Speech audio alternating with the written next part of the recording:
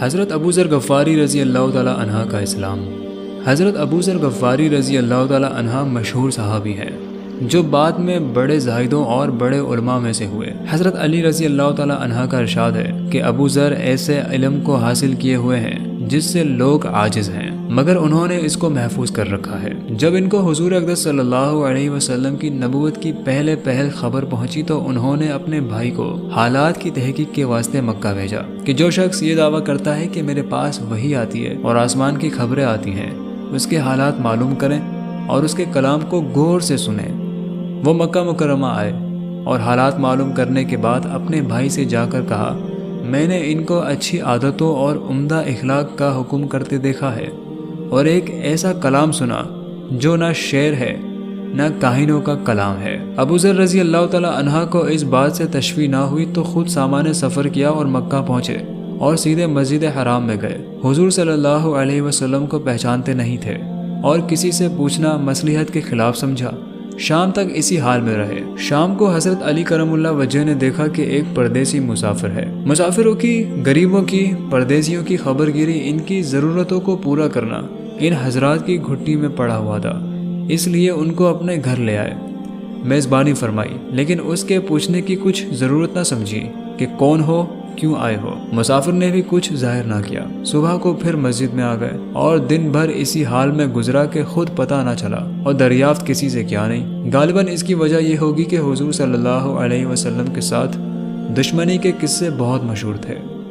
آپ کو اور آپ کے ملنے والوں کو ہر طرح کی تکلیفیں دی جاتی تھیں۔ ان کو خیال ہوا ہو کہ صحیح حال معلوم نہیں ہوگا اور بدگمانی کی وجہ سے مفت کی تکلیف علیحدہ ملے گی۔ دوسرے دن شام کو بھی حضرت علی رضی اللہ تعالی عنہ کو خیال ہوا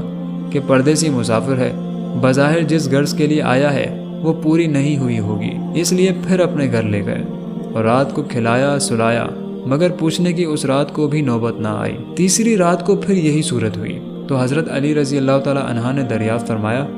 کہ تم کس کام سے آئے ہو؟ تو حضرت ابو ذر غفاری رضی اللہ تعالی عنہ نے اول ان کو قسم دی کہ وہ صحیح بتائیں، اس کے بعد اپنی غرض بتائی۔ حضرت علی رضی اللہ تعالی عنہ نے فرمایا کہ وہ بے شک اللہ کے رسول ہیں صلی اللہ علیہ وسلم، اور صبح کو جب میں جاؤں تو میرے ساتھ چلنا، وہاں تک پہنچا دوں گا،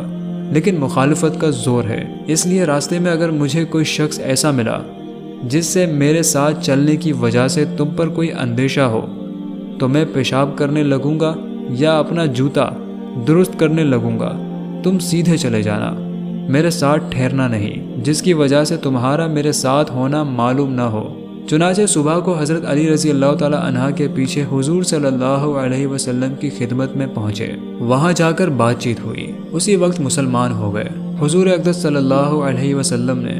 ان کی تکلیف کے خیال سے فرمایا کہ اپنے اسلام کو ابھی ظاہر نہ کرنا، چپکے سے اپنی قوم میں چلے جاؤ، جب ہمارا غلبہ ہو جائے گا اس وقت چلے آنا۔ انہوں نے عرض کیا، یا رسول اللہ، اس ذات کی قسم جس کے قبضے میں میری جان ہے کہ اس کلمہ توحید کو ان بے ایمانوں کے بیچ میں چلا کر پڑھوں گا۔ اسی وقت مسجد حرام میں تشریف لے گئے اور بلند آواز سے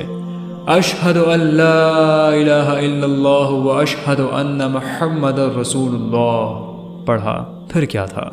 چاروں طرف سے لوگ اٹھے اور اس قدر مارا کہ زخمی کر دیا، مرنے کے قریب ہو گئے۔ اللہ اکبر۔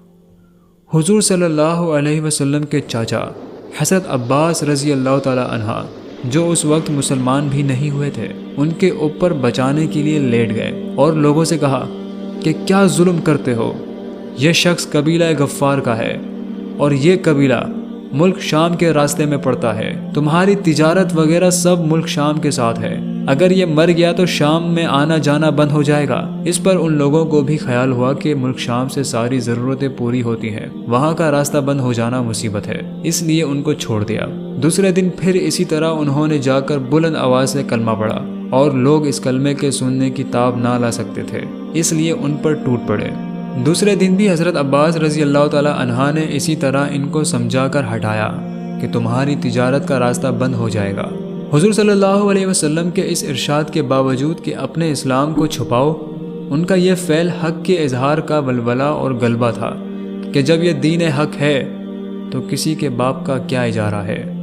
جس سے ڈر کر چھپایا جائے، اور حضور صلی اللہ علیہ وسلم کا منع فرمانا شفقت کی وجہ سے تھا کہ تکالیف کا تحمل نہ ہو، ورنہ حضور صلی اللہ علیہ وسلم کے حکم کے خلاف صحابہ رضی اللہ تعالی عنہ کی یہ مجال ہی نہ تھی۔ چنانچہ اس کا کچھ نمونہ مستقل باب میں آ رہا ہے۔ چونکہ حضور اقدس صلی اللہ علیہ وسلم خود ہی دین کے پھیلانے میں ہر قسم کی تکلیفیں برداشت فرما رہے تھے، اس لیے حضرت ابو ذر غفاری رضی اللہ تعالی عنہ نے سہولت پر عمل کی بجائے حضور صلی اللہ علیہ وسلم کے اتباع کو ترجیح دی۔ یہی ایک چیز تھی کہ جس کی وجہ سے ہر قسم کی ترقی، چاہے دینی ہو یا دنیاوی ہو، صحابہ کرام کے قدم چوم رہی تھی، اور ہر میدان ان کے قبضے میں تھا